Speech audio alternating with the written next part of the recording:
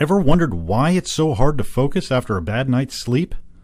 Michael Halassa, a scientist at NYU's Langone Medical Center, may have some clues.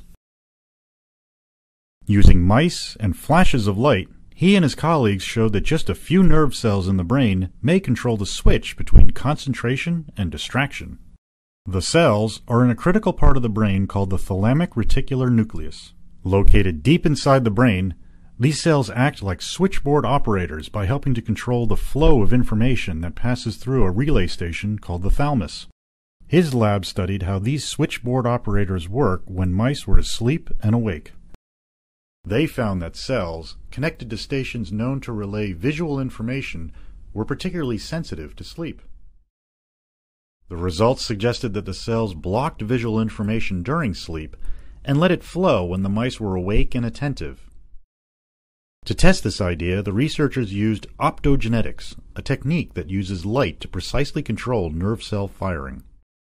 Mice were trained to wait for one of two lights to turn on, telling them where to find food. Well-rested mice needed just a second or two, whereas sleep-deprived mice took longer. When the researchers used optogenetics to inhibit the cells in sleep-deprived mice, the mice found the food faster.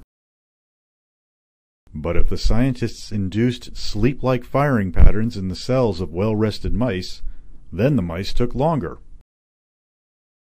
The research appeared in the journal Cell. Chris Thomas, NINDS News.